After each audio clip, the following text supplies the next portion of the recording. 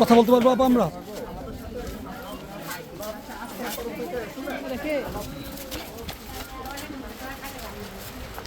আবেদনের বিষয়ে আমরা একটু জানতে চাচ্ছিলাম আর কি, আপনারা কি এখনো কোনো আবেদন করেছেন?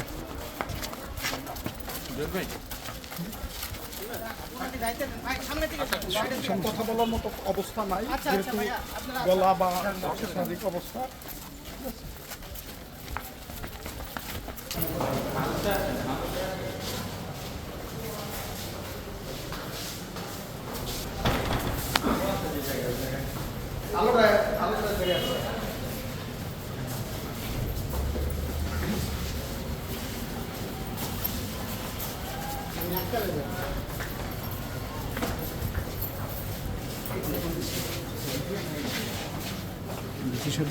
এই রুমে ঢুকে বইলা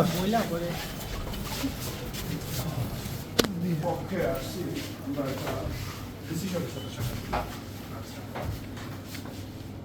এইটা অ্যাপ্লিকেশন আছে না এমনি দেখা না না অ্যাপ্লিকেশন আছে, অ্যাপ্লিকেশন কি এখান থেকে পড়া হবে? দেখি স্যার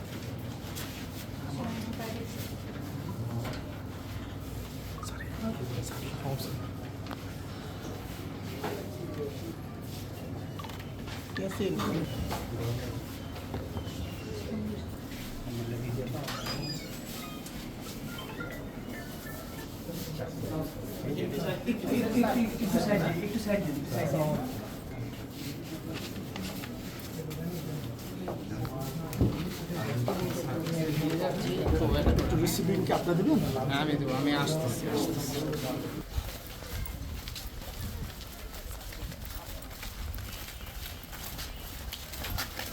ওই সাইডে মাঝখানে ফাঁকা রাখতে হয় পরে কর। মানে মিউজিক লাগাইতে হ্যাঁ হ্যাঁ, আমরা মাঝখানে জায়গাটা ছেড়ে দিই। হ্যাঁ,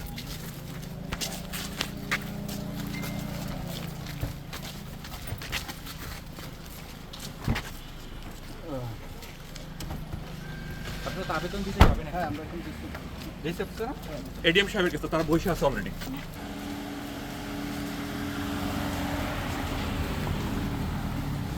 সফল মন্ত্রী ডাক্তার দীপু মনির হাজব্যান্ড, বাংলাদেশ সুপ্রিম কোর্টের সিনিয়র আইনজীবী এবং বিশিষ্ট ব্যক্তিত্ব ব্যারিস্টার তৌফিক নওয়াজ সাহেব গতকালকে 10টা 27 ঘটিকার সময় রাত্রেবেলা মৃত্যুবরণ করেন। আপনারা ইতিপূর্বে জেনেছেন আজকে 2 বছর পূর্ণ হলো ডাক্তার দীপু মনি জেল হাজতে আছে। বর্তমানে মুন্সিগঞ্জ কারাগারেই আটক আছেন।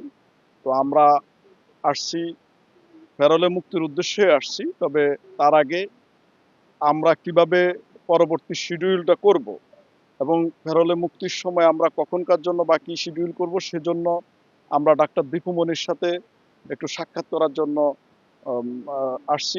সাক্ষাৎ করার জন্য ওনার সন্তান তানি দীপাবলিকে ভিতরে পাঠিয়েছি সাক্ষাৎ করানোর জন্য। সেখান থেকে আমরা পরবর্তী শিডিউলটা জানতে পারব। আবেদনের পরিস্থিতি, আমরা আবেদনের কাগজপত্র সঙ্গে নিয়ে এসেছি। আমরা ভিতর থেকে আমাদের ডাক্তার দীপু মনির যে পরামর্শ, সে পরামর্শ নিয়ে তারপরে আমরা ডিসি অফিস মুখে বা জেলা প্রশাসকের কার্যালয়ে গিয়ে আমরা আমাদের দরখাস্ত বা আবেদনপত্রটা আমরা দাখিল করব।